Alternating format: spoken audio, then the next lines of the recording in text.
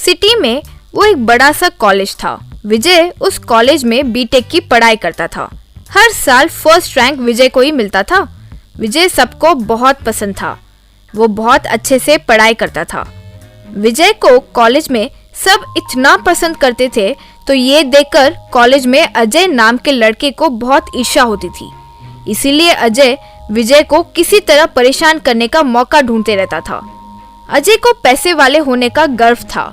विजय middle class का है सोचकर अजय उससे बहुत चिढ़ता था। तो ये बात थी। वैसे वही कॉलेज में पढ़ रही अंजलि विजय से प्यार करती थी। ये बात अजय को बिल्कुल नहीं पसंद थी, क्योंकि अंजलि अजय की रिश्तेदार थी। अजय विजय के पास आकर, विजय, चुपचाप अंजलि से बात करना छोड़ दो, वरना अच्छा नहीं होगा। वो बात कहने वाला तुम कौन होते हो? अंजलि को कहने के लिए बोलो तो मैं छोड़ दूंगा। हाँ, सिर्फ एक टीचर का बेटा हो तुम और मुझे ही धमकाओगे? मेरा पिताजी बड़े बिजनेसमैन है, पहले ये बात समझ लो। अंजलि मेरी है, उसे छोड़ दो। जा रे, तुझसे मेरा क्या मुकाबला? तेरे पास पैसे है तो मेरे पास टैलेंट है, जो करना है कर लो, जा। आई लव अंजलि, यूं जमकर कहा। अजय विजय पर बहुत गुस्सा हो गया। कुछ ना कुछ तो करना ही होगा, क्यों ठान लिया। अजय सीधा अंजलि के पास गया। अंजलि, तुम उस विजय से प्यार नहीं कर सकती, तुम उसे छोड़ दो। मैं और विजय एक दूसरे से प्यार करते हैं, शादी भी करेंगे। हम कॉलेज के टॉपर्स हैं। तुम तो आफ्टर ऑल एक एवरेज स्टूडेंट हो। तुम क्या मुझे बोल रहे हो? यूं उल्टा जवाब दी अंजलि। अजय इस बात से बहुत गुस्सा हो गया। उस क्रोध में अजय अंजलि के पेरेंट्स के पास जाकर विजय अंजलि के बारे में उन्हें बताकर उन दोनों के बीच प्रॉब्लम क्रिएट करने की सोचा। अजय अंजलि के पेरेंट्स के पास गया। उसके माता पिता से अजय, अंकल, आपकी अंजलि कॉलेज में एक बैड बॉय से प्यार करती है। अगर ये बात गांव में पता चल गई तो आपकी इज्जत का क्या होगा? कहकर उन्हें भड़काया। अंजलि के पिता मनोज बहुत दुखी होकर अजय से, हाँ अजय, वैसे करेगी तो उससे कौन शादी करेगा? अंजलि घर आते ही उसे अच्छे से डांटूंगा। हाँ, वो कीजिए अंकुल, वरना आप गांव में किसी को मुंह दिखाने लायक नहीं रहेंगे। उसके लिए कोई अच्छा रिश्ता देखकर शादी करवा दो तो बस है। ये प्यार व्यार को रुकने की वही तरीका है।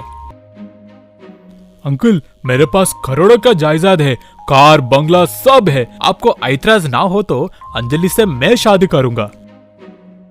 अंजलि के कॉलेज से लौटे ही उसे भी एक बार बात करके उसकी राय पूछ लूंगा। अगर वो आपसे शादी करने के लिए राजी है तो फिर हमें क्या ऐतराजी होगी। ठीक है अंकुल, मैं जाकर आता हूँ, कहकर वहाँ से निकल गया। आधे एक घंटे के बाद अंजलि कॉलेज से आई। अंजलि की राह देख रहा मनोज, अंजलि, तुम विजय से प्यार व्यार करती हो? यूं जोर से पूछा। हाँ पिताजी, विजय बहुत अच्छे से पढ़ाई करता है, बहुत अच्छा इंसान है, इसलिए प्यार करती हूँ। उससे मैं शादी भी करूँगी। नहीं चलेगा, वो एक मामूली टीचर का बेटा है। तुम्हें अजय से शादी करना होगी। वो एक बड़ा बिजनेसमैन का बेटा है, बहुत अमीर लड़का है। मुझे पैसों से ज्यादा दिल कैसा है वो मायने रखता है पिताजी। अंजलि वो पूरी रात सोई नहीं, बहुत दुखी हुई। उसके पिता ना जाने उसे कैसे समझेंगे, ये बात से परेशान थी। अगले दिन कॉलेज जाकर अंजलि विजय से मिली।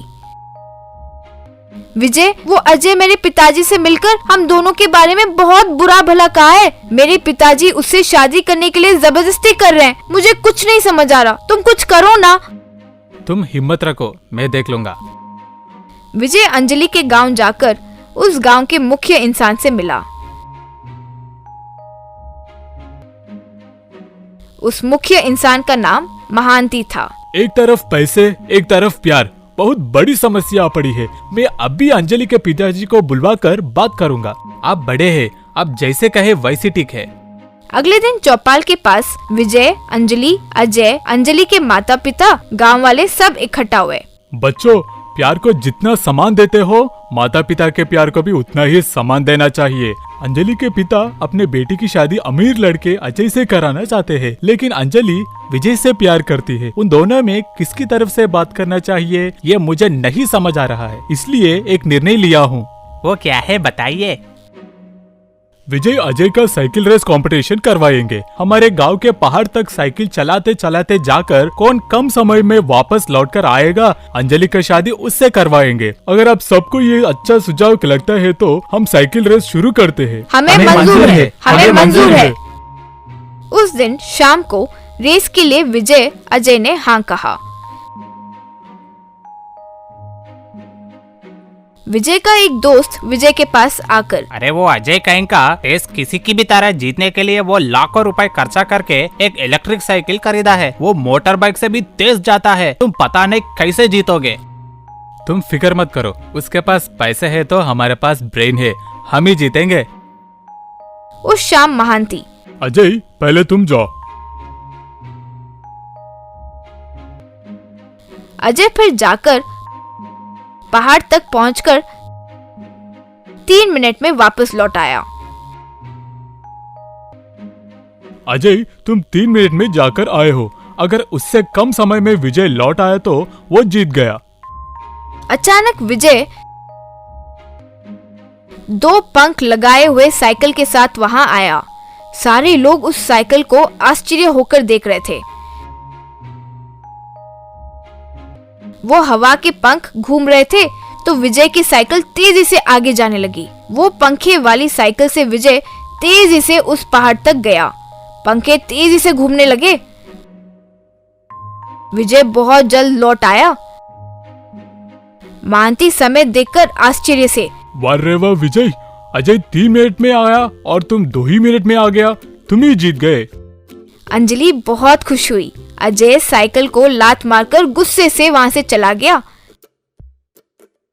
विजय भले ही अजय की तरह महंगी साइकिल नहीं खरीद पाया, लेकिन अपनी बुद्धि से ये पंखे लगाया हुआ साइकिल तैयार किया। पैसों से टैलेंट महत्वपूर्ण है। अंजलि विजय से शादी करना ही न्याय होगा। उन दोनों की जल्द से शादी करवा दिया जाए, ये अंजलि के माता पिता से विनती करता हूँ। बस अगले दिन धूमधाम से अंजलि विजय की शादी हुई।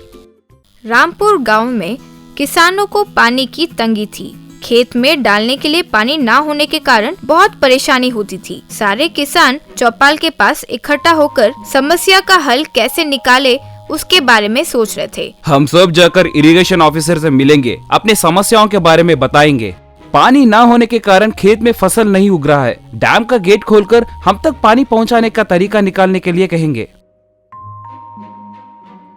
फिर सब जाकर इरिगेशन ऑफिसर से मिले। श्रीमान, कृपया करके आप हमारे खेत तक पानी पहुंचाइए। पानी ना होने के कारण खेत सूख रहा है। आपका गांव गहराई में है। आपका खेत तक अगर पानी छोड़ेंगे तो पूरा प्रदेश को पानी में डूब जाने की स्थिति आ पड़ेगी। इसीलिए गवर्नमेंट आपके गांव के खेत तक पानी नहीं छोड़ रही है। यानी हमारे रामपुर गांव में कोई भी कभी भी फसल नहीं उगा सकता। श्रीमान, ऐसा कोई बात नहीं। एक काम कीजिए, आप सब जाकर इरिगेशन मिनिस्टर से मिलिए। वो कुछ आदमियों को आपके खेत तक भेजेंगे। वो जांच करके यह रिपोर्ट देंगे कि आपके खेत को पानी पहुंचाने से किसी भी गांव को परेशानी नहीं होगी। वो करने के बाद इरिगेशन मिनिस्टर हमें ऑर्डर देंगे तो हम पानी छोड़ देंगे। और एक बात, आने वाले 10 तारीख को उनका जन्मदिन है, उस दिन जाइए तो आपका काम पूरा हो जाएगा। फिर सारे किसान वहाँ से निकल गए। यूं जा रहे किसानों में से कारपेंटर शर्मा, शहर में पढ़ने वाला मेरा बेटा और इरिगेशन मिनिस्टर का बेटा दोनों दोस्त हैं। शायद उसकी मदद से हमें मंत्री जी से मिलने आसान हो जाएगा। बहुत अच्छी बात है ये तो। अपने बेटे को बुलाओ, बात करेंगे। शर्मा अपने बेटे अनिल को फोन मिलाया। अनिल फोन उठाकर, कहिए पिताजी। तुम तुरंत रामपुर आ जाओ। ठीक है पिताजी। अनिल गांव आया। सारे किसान मिलकर इकट्ठा हुए। हम सारे किसान मिलकर इरिगेशन मिनिस्टर पाटिल जी से मिलकर हमारे गांव के खेत के पानी की समस्या के बारे में बताने के लिए सोच रहे हैं। उनका बेटा और तुम एक ही कॉलेज में पढ़ रहे हो ना, तो उसके द्वारा उनसे मिलना आसान हो जाए, यूं सोच रहे थे। उनका जन्मदिन भी आने वाला है ना, ये पता चला है हमें। आपका विचार तो सही है पिताजी, लेकिन उस दिन उनसे मिलने बहुत लोग आएंगे। आपको आपकी समस्या के बारे में बोलने का अवकाश मिलेगा या नहीं, ये मैं सोच रहा हूँ। हाँ, अनिल जो कह रहा है वो भी सच लग रहा है। एक काम करते हैं, उनके जन्मदिन पर हम उन्हें एक अद्भुत सा तोहफा देंगे ताकि उनका ध्यान हम पर आ जाए। उसके बाद हम उन्हें अपनी परेशानी के बारे में आसानी से बता सकते हैं ना। इतना अद्भुत तोहफा खरीदने के लिए तो बहुत पैसे लगेंगे ना। बहुत कम खर्चे में हम उसे एक अच्छा सा तोहफा देंगे। कहते हुए रातों रात अनिल एक लकड़ी का साइकिल बनाया और वो बहुत अच्छा बना। सारे किसान उसकी प्रशंसा किए। चाहे जो भी कुछ भी तोहफा दे, उन सबसे अच्छा हमारा ही तोहफा है। मिनिस्टर का जन्मदिन की तैयारी बहुत धूमधाम से चल रही थी। सारे अतिथि फूल और अच्छे अच्छे तोहफे देने लगे। तब एक व्यक्ति आकर, रामपुर गांव के किसानों के तरफ से आपके लिए एक अनोखा तोहफा आया है। अनोखा तोहफा? वो क्या है? सारे किसान मिलकर लकड़ी से बनाया हुआ साइकिल को उनके सामने रखे। वो देखकर मंत्री जी, मुझे आज तक कई लोगों ने बहुत महंगे तोहफे दिए हैं, लेकिन उनको देखकर मुझे इतनी भी खुशी कभी नहीं हुई। आपका तोहफा देखकर मुझे बहुत प्रसन्नता हुई।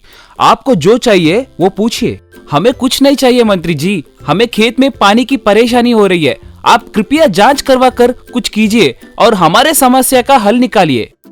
आप जाइए और यूँ समझिए कि आपकी परेशानी अब दूर हो गई है। आपके खेत में फसल उगवाने की जिम्मेदारी अब मेरी है। यूँ खुशी से साइकिल को चूमते हुए मंत्री जी ने कहा। कुछ दिनों बाद फिर से खेत हरा भरा नजर आने लगा। सारे लोग अनिल की प्रशंसा किए। तुम्हारे वजह से हमारे गांव की परेशानी दूर हो गई है। तुम सदा खुश रहो।